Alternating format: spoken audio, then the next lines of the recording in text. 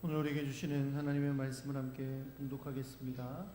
하나님 말씀 신약 성경 누가복음 20장 9절부터 19절까지 말씀을 교독하겠습니다.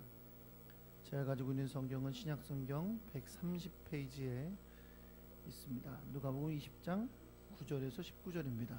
제가 한 절 읽고 여러분 한 절 읽고 교독하겠습니다.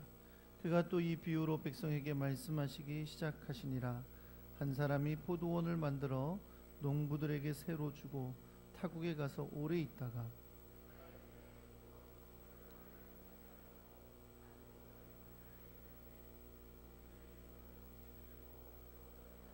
다시 다른 종을 보내니 그도 몹시 때리고 능욕하고 거저 보내었거늘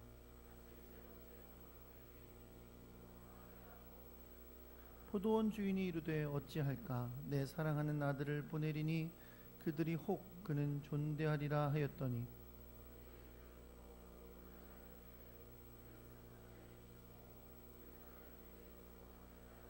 포도원 밖에 내쫓아 죽였느니라. 그런즉 포도원 주인이 이 사람들을 어떻게 하겠느냐.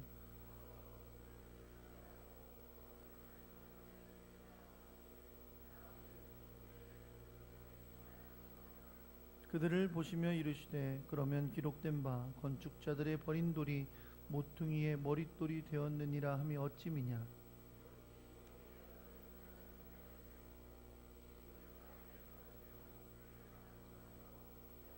함께 있습니다. 서기관들과 대제사장들이 예수의 이 비유는 자기들을 가리켜 말씀하심인 줄 알고 즉시 잡고자 하되 백성을 두려워하더라.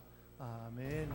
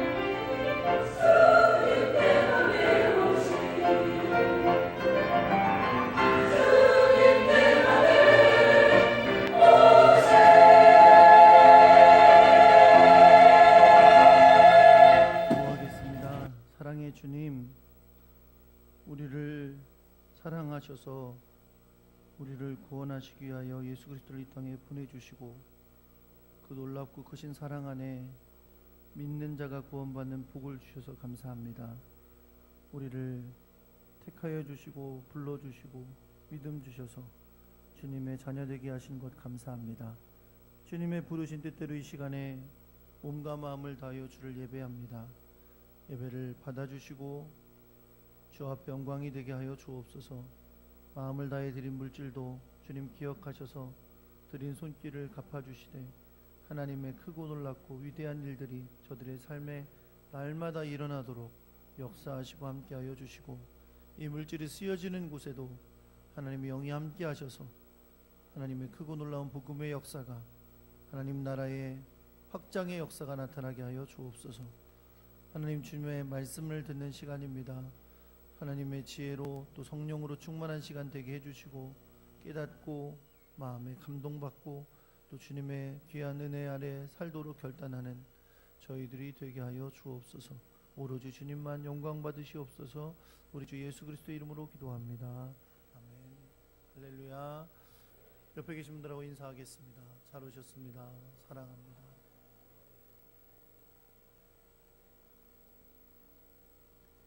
하나님의 크고 놀랍고 크신 은혜가 여러분과 언제나 함께하기를 우리 주 예수 그리스도의 이름으로 축원합니다. 네. 한번 따라해 보겠습니다. 당신에게 예수님은 어떤 돌입니까? 저는 지난 주일에 여러분을 뵙지 못했는데요. 지난 주일에 저는 스트란다라고 부르는 스코틀랜드의 한 작은 마을에 있는 교회에서 예배를 드렸습니다. 제가 강사로 초청을 받은 우리 교단의 세계 선교사 대회가 그곳에서 그 교회에서 있었고 그 교회에서 그날까지 계속 이어졌기 때문입니다. 제가 선교사 대회에 참석했던 그 스트란다라는 스코틀랜드의 작은 마을은 전체 인구가 10,000명이 되지 않는 아주 작은 도시입니다. 그리고 제가 예배를 드렸던 그 세계 선교사 대회가 열렸던 그 교회의 이름은 Holy Ground Community Church라고 부르는, 우리말로 하자면 거룩한 땅 회중교회라고 번역할 수 있는 교회였습니다. 근데 이 교회의 본 이름이 원래 그게 아니에요. 원래 본 이름이 있었는데 본래 이름은 스트란다 커뮤니티 처치였습니다. 동네 이름을 따서 스트란다 회중교회였었어요. 근데 이 교회가 언제 설립이 됐냐? 언제 교회가 생겨났냐면 1776년에 생겨났습니다. 그러니까 지금 이 교회가 처음 생겨난 것을 연수로 따지자면 243년, 250년 가까이 된 교회입니다.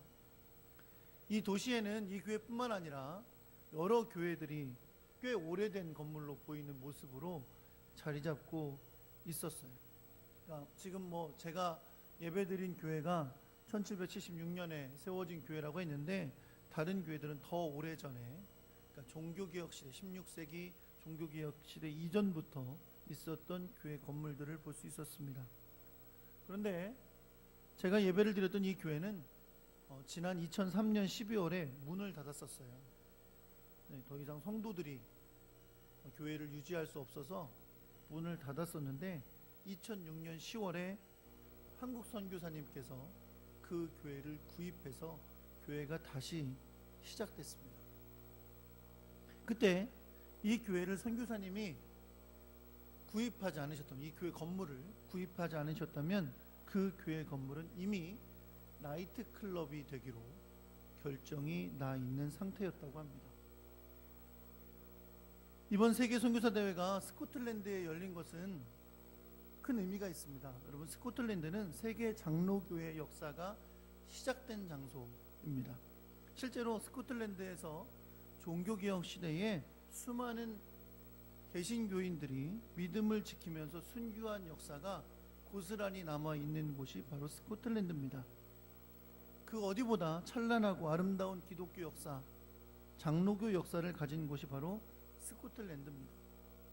그런데 이 스코틀랜드 교회는 지금 아주 급격한 쇠락의 길을 걸어왔고 지금도 200년이 넘는 역사를 가진 교회 건물이 나이트클럽에 팔리게 될 상황이 되어 있습니다.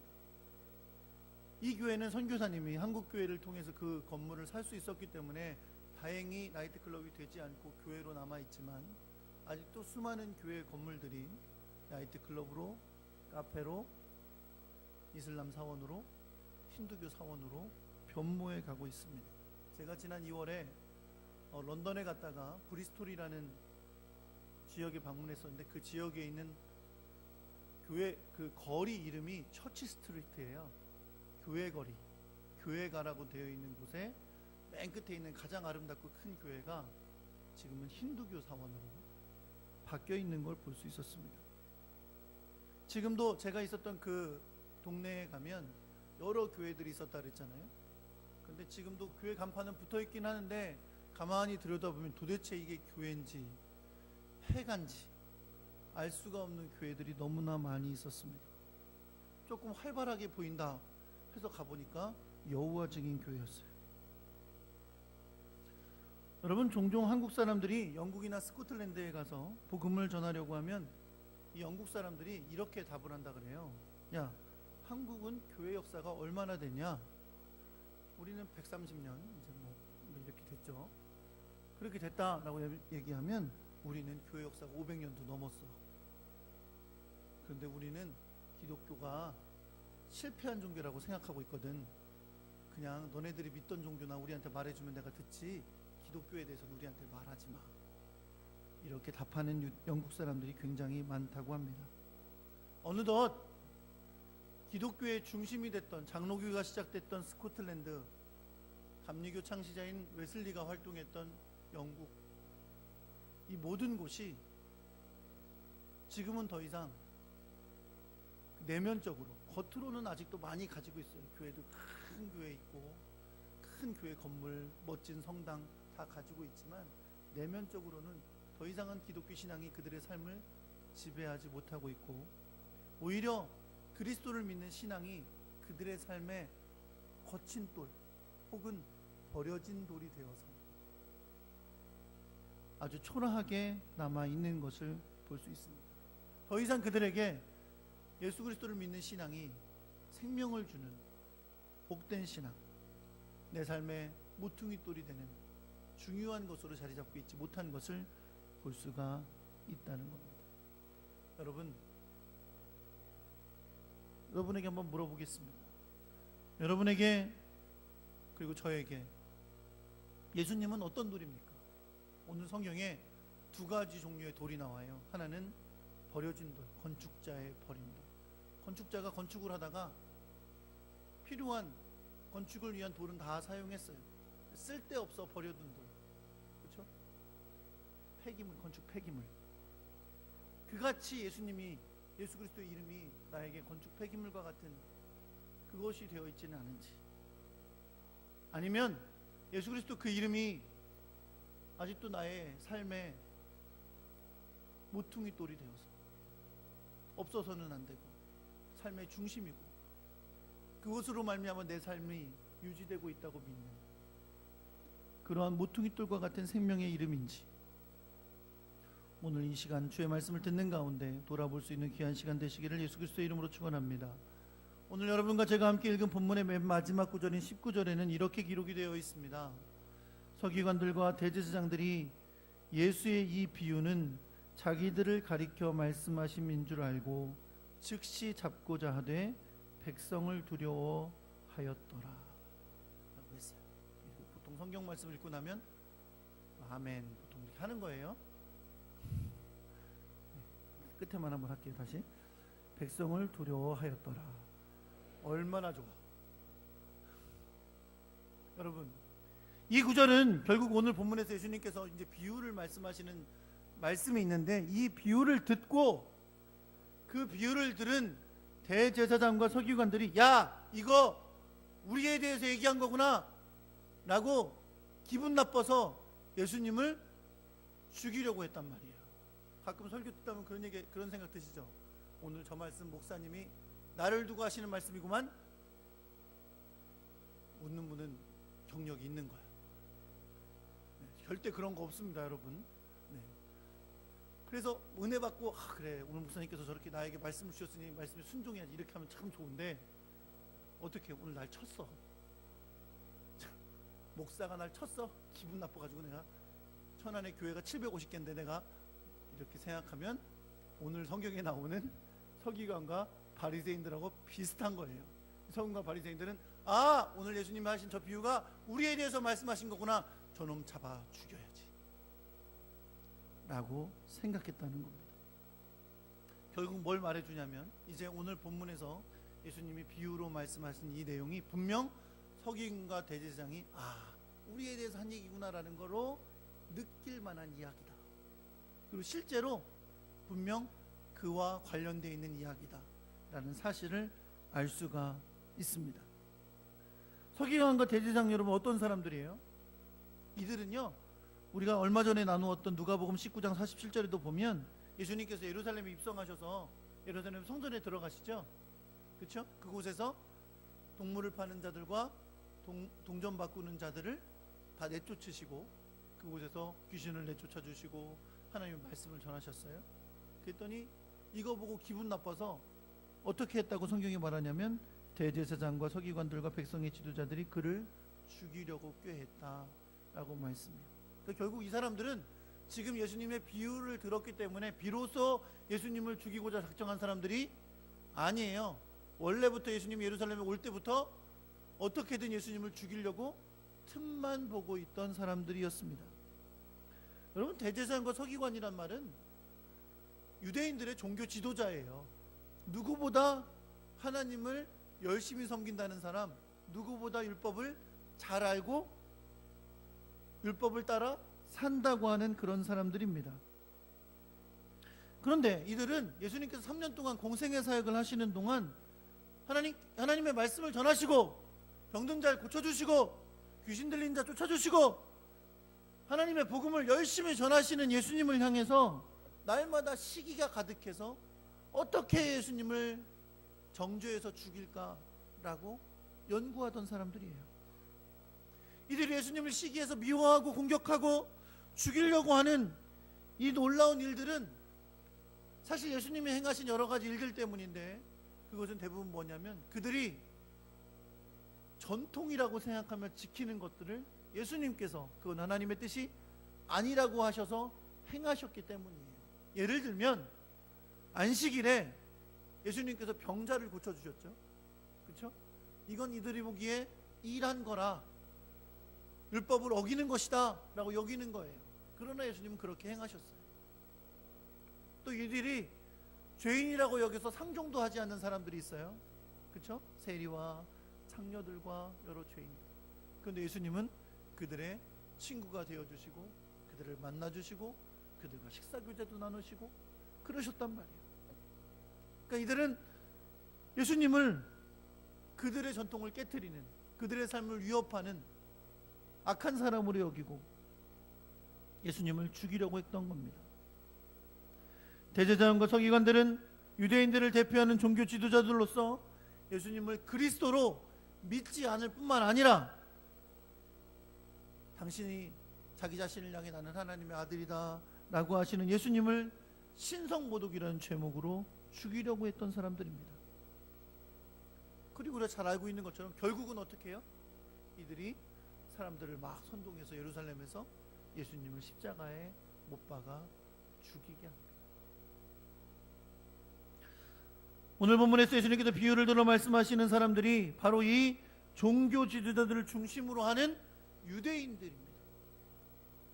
비록 예수님을 십자가에 못 박아 죽도록 한 사람은 전체 유대인은 아니에요. 그러나 이 종교 지도자들이 선동을 해서 예루살렘에 있는 유대인들 그리고 유월절을 맞아서 예루살렘에 올라왔던 유대인들이 예수님을 십자가에 못 박아 죽이는 게 마땅하다고 넘겨줌으로 말미암아 예수님이 십자가에 못 박혀 돌아가시게 되었던 것입니다.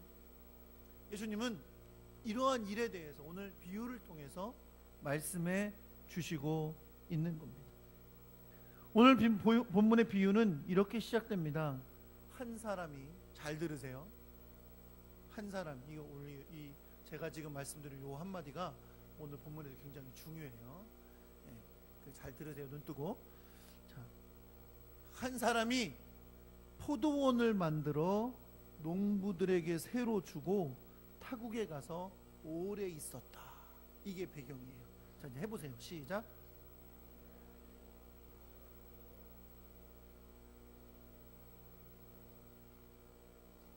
끝에 가니까 흐물흐물해. 자, 한 사람이 포도원을 만들어 농부들에게 새로 주고 타국에 가서 오래 있었다.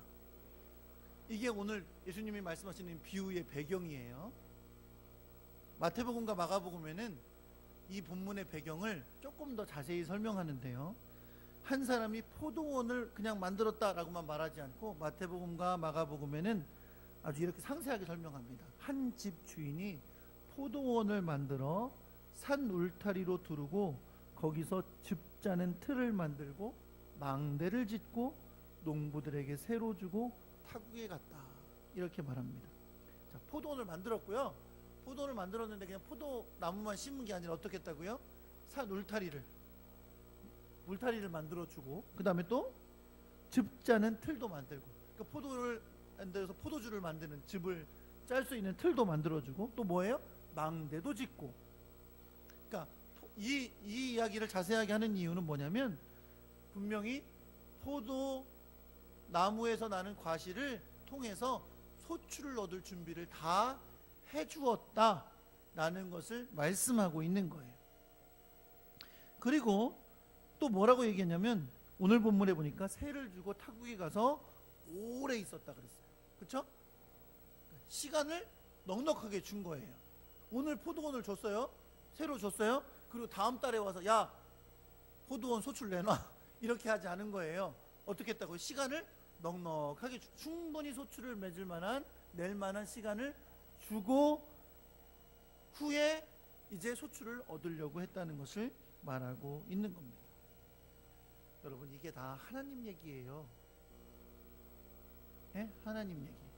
네, 이따가 자세하게 설명하겠지만 하나님이 그렇게 하셨다는 것을 예수님이 비유로 말씀하시는 거예요. 하나님께서 우리에게 열매를 찾으시는데 열매를 찾을 시간도 안 되는데 열매 찾는 게 아니라는 거예요. 충분히 열매 맺을 수 있는 조건을 주었고 열매 맺을 수 있는 충분한 시간도 주었다는 거예요. 그걸 지금 성경이 설명하고 있는 겁니다. 자, 때가 돼서 포도원 주인이 농부들에게 한 종을 보냅니다. 뭐 하려고? 그들에게서 소출의 일부를 세의 대가로 받으려고 보내는 거예요. 물론 화폐를 통해서 받을 수도 있었지만 대부분 다 소출의 중에서 일부를 세의 결과로 대가로 받았었어요. 그래서 그렇게 받으려고 자기 종의 한 명을 포도원에 보냈습니다. 그런데 어떻게 했어요? 보낸 종을 몹시 때리고 거저 보냈어요. 거저 보냈다는 얘기는 아무것도 안 주고 그냥 보냈다는 얘기예요. 두 번째 종을 또 보냅니다. 주인이 두 번째 종을 보내요. 이번에 두 번째 종을 보냈다는 건 첫 번째 종도 같이 가고 또 다른 종을 보냈다는 얘기예요. 근데 그랬더니 어떻게 했어요? 그들을 몹시 때리고 능욕한 후에 그냥 거저 보냈다 그랬어요. 주인이 세 번째 또 보냅니다.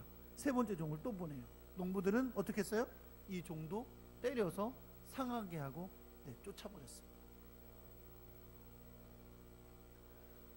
여기서 잠깐, 우리는 앞서 이 비유를 대제사장과 서기관들이 듣고 자기들에 관해서 이야기하는 거로 들었다 그랬어요.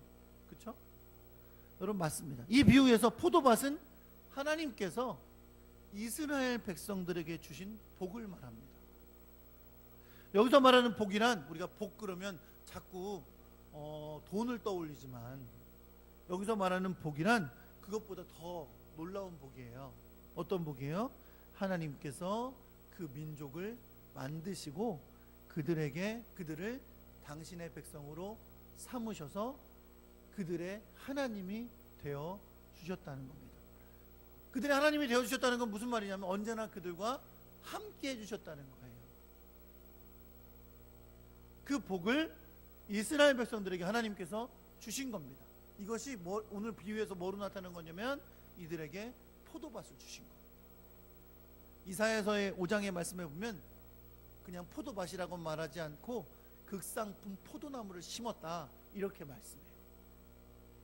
그 이스라엘 백성들은 하나님이 만드신 포도원이에요. 포도밭이에요. 그런데 하나님이 이들에게 이렇게 복을 주셔서 포도밭을 주신 것은 그냥 주신 걸로 그치시려는 게 아니라 뭘 얻기 위하심이냐면 그 가운데 열매, 오늘 본문에 나오는 말씀으로 얘기하자면 소출을 얻기 위하심이에요. 그럼 이 소출이 뭐냐? 소출이 뭐냐? 바로 열매죠. 이 열매는 뭐냐면 하나님이 주신 율법과 규례를 따라 살면서 하나님의 영광을 드러내는 삶을 사는 것. 이게 바로 그들에게 기대하셨던 열매입니다. 그래서 하나님께서 이스라엘 백성들과 시내산에서 언약하실 때도 나는 너희 하나님이 되고 너희 나의 백성이 될 거야. 내가 너희 어디 가든지 함께하고 너에게 축복하는 자는 복을 주고 너희를 저주하는 자 저주하리라. 주님이 약속하셨지만 동시에 뭘 명령하셨어요? 내가 너에게 준 율례와 법도를 지켜 행하라. 좌루나 우루나 치우치지 말고 율례와 법도를 행하라고 말씀하셨던 거예요. 그런데 여러분 어떻게 했습니까? 이스라엘 백성들이 열매를 맺었나요? 아니요. 주님이 기대하신 열매를 제대로 맺지 못했습니다. 아까 말씀드렸던 이사야서 5장의 2절의 말씀에 보면 땅을 파서 돌을 제하고 극상품 포도나무를 심었도다. 그 중에 망대를 세웠고 또 그 안에 술틀을 팠도다. 좋은 포도고 맺기를 바랬더니 들포도를 맺었도다 라고 말씀합니다. 지금 하나님은 이사야 선지자를 통해서 이스라엘 백성들에게 말씀하시는 거예요. 얘들아, 내가 너희를 위해서 극상품 포도나무를 심은 거야. 근데 그리고 너희에게 이제 소출을 바랬거든. 그때 너희가 좋은 열매를 맺기를 기대했는데 들포도 맺었어 라고 말씀하시는 거죠. 오늘 본문은 이사야서의 본문을 기억하기는 하지만 의미는 다릅니다. 왜냐하면 오늘 본문은 강조하는 것이 소출을 맺은 다음에 그것을 주인에게 바치는 것에 대한 농부들의 태도를 말씀하고 있는 거예요. 이 농부들은 주인이 준 포도밭에서 소출을 얻었어요. 그런데 이 소출을 제대로 주인에게 바치지를 못했어요. 결국 이것은 하나님이 원하시는 소출을 하나님께 드리지 못했음을 말하고 있는 거예요. 이 소출을 받기 위해서 계속해서 주인이 종들을 보냈잖아요. 그래서 이 종들을 다 어떻게 했어요? 이 종들을 때리고 능욕하고 돌려보냈어요. 마태복음과 마가복음에 보면요, 그냥 단지 때릴 뿐만 아니라 죽이고 돌로 쳤다고 말씀하고 있어요.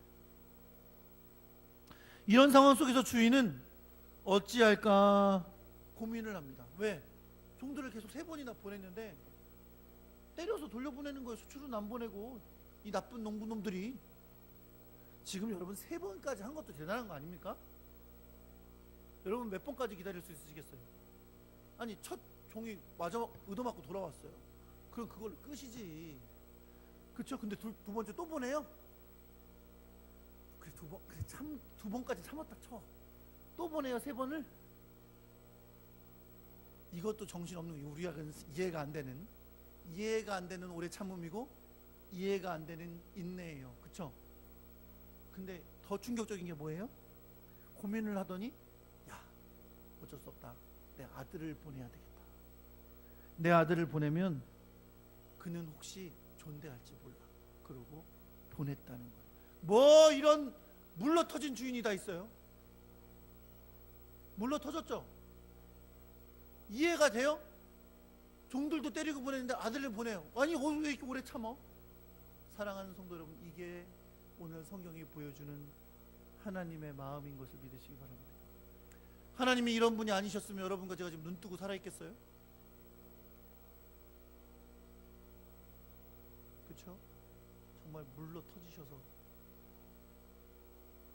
또 용서하시고 또 기다리시고 또 참으시고,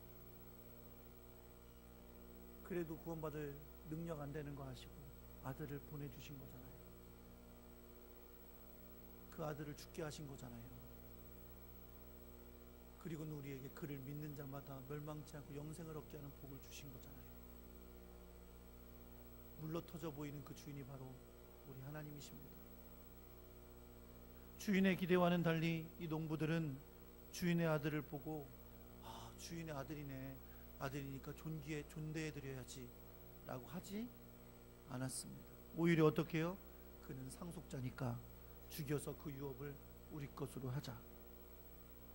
그리고는 그 아들을 포도원 밖에 내어 쫓아 죽여버렸습니다. 이것이 미련스럽게도 끝까지 기다리고 참는 가운데 아들까지 보낸 주인에 대한 농부들의 태도였습니다. 아들까지 보냈던 주인의 인내와 기다림은 이제 끝났습니다. 주인은 다시 포도원으로 돌아와서 그 농부들을 진멸하고 포도원을 다른 사람에게 주었다고 말씀합니다. 사랑하는 성도, 우리가 잘 아는 것처럼 주인이 보낸 그 아들은 바로 예수 그리스도입니다. 이스라엘 백성들에게 복을 주셨던 하나님은 그들에게 열매를 얻고자 하셨지만 오히려 하나님이 보내신 선지자들을 능욕하고 그들의 말에 귀 기울이지 않고 그들을 박해했고 심지어 죽였습니다. 이들의 불순종으로 말미암아 때로 하나님은 그들을 심판하셨습니다. 그러나 끝까지 그들을 멸망시키지는 않으셨습니다. 다시 회복시키셨어요. 다시 살려주셨어요. 다시 번성케 하셨어요. 그래도 또 범죄하고 또 배반하고 또 우상숭배하고 또 불의를 행하고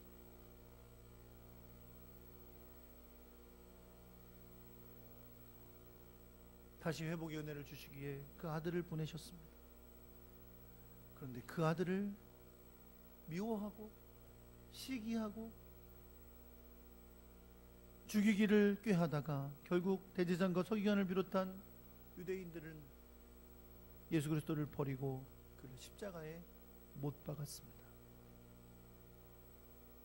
예수님의 비유는 그들을 향한 심판의 메시지도 담겨 있습니다. 이제 농부들은 진멸의 심판을 받게 될 겁니다. 그리고 그들은 포도원을 빼앗겨 다른 농부들에게 넘겨주게 될 것입니다.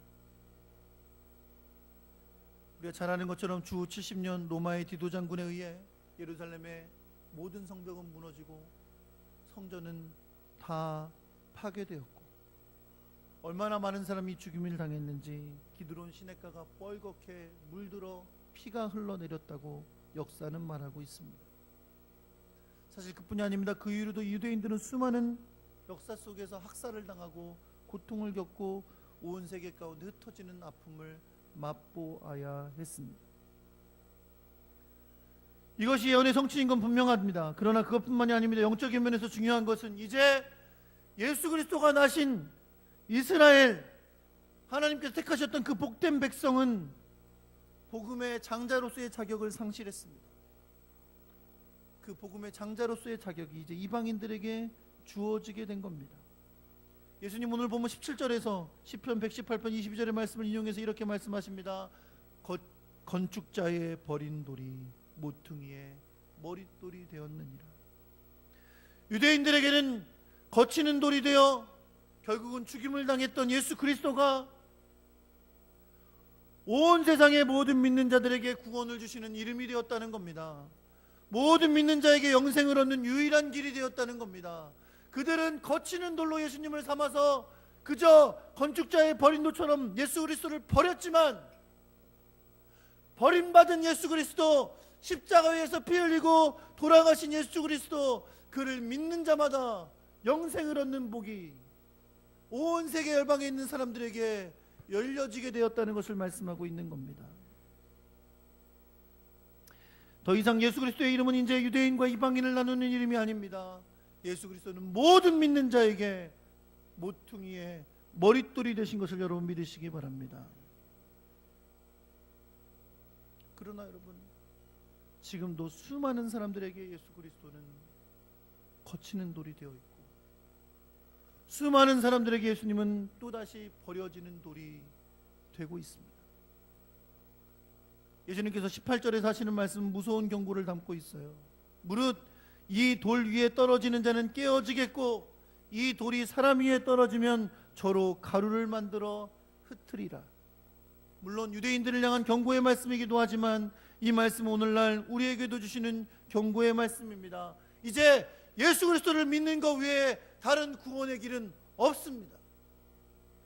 돌 대신 예수 그리스도, 그분, 모퉁이 돌 대신 예수 그리스도, 그분을 믿고 구주로 영접하면 구원받지만, 이제 그 이름을 거부하면, 이제 그 이름을 믿지 아니하면 그 돌에 부서져 내리는 겁니다. 그 돌에 부서져 가루가 되는 겁니다. 예수 그리스도는 믿는 자들에겐 구원해 주지만 믿지 않는 자들에게는 심판의 주로 다시 오실 이름이 되는 것입니다.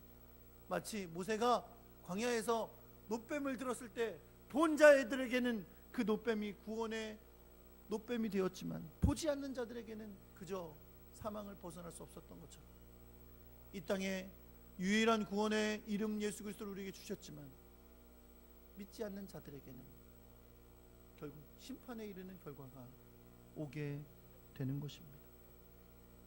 제가 서두에 말씀드린 스코틀랜드의 스트란다 도시에 사는 스코틀랜드 사람들은 그 동네 사는 사람들 중에 주일에 예배를 드리는 사람은 이제 10분의 1도 채 되지 않는다고 합니다. 그러니 교회가 문을 닫는 거죠. 제가 예배를 드렸던 그 교회, 나이트클럽이 될 뻔했던 교회를 선교사님이 사서 다시 원래 교인들이 그냥 남아있게 된 그 교회 교인들은 단 15명입니다. 그리고 대부분이 다 60대 이상의 노인분들입니다. 찬란했던 기독교 역사를 가졌던 스코틀랜드, 수많은 사람들이 피를 흘려 죽으며 불에 타 죽으면서 믿음을 지켰던 그 스코틀랜드에 이제는 한국 선교사가 아니면 교회가 나이트클럽이 되는 것을 막을 수 없는 그런 시대가 왔음을 우리는 보고 있습니다. 그들에게 예수님은 버려진 돌이 됐습니다. 저는 한국으로 돌아오면서 스코틀랜드 교회와 그리고 제가 그곳에서 만났던 전 세계 50여 개 나라에서 온 선교사님들과의 만남을 되새기면서 저 자신과 우리 교회를 많이 생각해 보게 됐습니다. 점점 열심을 잃어가는 우리의 신앙생활의 모습들을 돌아보게 됐고, 점점 복음 전파의 사명감을 상실해가는 교회의 모습을 보게 됐습니다. 다음 세대에게 신앙을 전수하지 못하는 안타까운 시대를 살아가는 우리의 모습을 보게 됐습니다. 이렇게 가다가는 예수 그리스도의 이름이 우리에게도 그저 거치는 돌이 되겠구나. 이렇게 가다가는 점점 우리의 다음 세대들에게 예수님의 이름은 버려지는 돌이 되겠구나. 하나님께서 아들을 주시기까지 사랑하여 구원하신 우리들에게 그분의 이름이 거치는 돌이, 버려지는 돌이 될 수 없습니다. 그러나 수많은 사람들에게 그러한 일이 일어나고 있고, 그래서 그들은 그 돌에 부서지고 포도원을 빼앗겨 버리는 일이 지금 일어나고 있다는 겁니다. 사랑하는 반석교회 성도 여러분, 여러분과 저에게, 우리의 가정에게, 우리의 자녀들에게, 우리 교회에게 주신 포도원의 복을 결코 빼앗기지 않기를 예수 그리스도의 이름으로 축원합니다. 이 포도원의 복을 아름다운 열매로 소출로 하나님께 드리는 복된 역사가 여러분과 저에게 있기를 우리 주 예수 그리스도의 이름으로 축원합니다. 우는 사자같이 삼킬 자를 찾는 마귀는 우리에게 오늘도 예수 그리스도의 이름이 거치는 돌이 되고 버려지는 돌이 되도록 유혹할 겁니다. 예수? 그게 뭐가 중요해? 세상이 이렇게 즐거운데. 예수 그리스도 그게 뭐가 그렇게 중요해? 이렇게 정욕을 채울 수 있는 일들이 이렇게 많은데, 바쁜데, 피곤한데, 볼 게 많은데, 즐길 게 많은데 예수 그리스도 오히려 귀찮다. 이렇게 좋은 날 교회에 가야 돼? 이렇게 피곤한데 봉사해야 돼? 이렇게 바쁜데 예배 드려야 돼? 아, 예수 그리스도 참 귀찮네. 버리고 싶어지고 무시해버리고 싶어지는 세대가 우리에게 올지도 모릅니다. 혹시 여러분에게 그런 일이 일어나고 있지는 않습니까?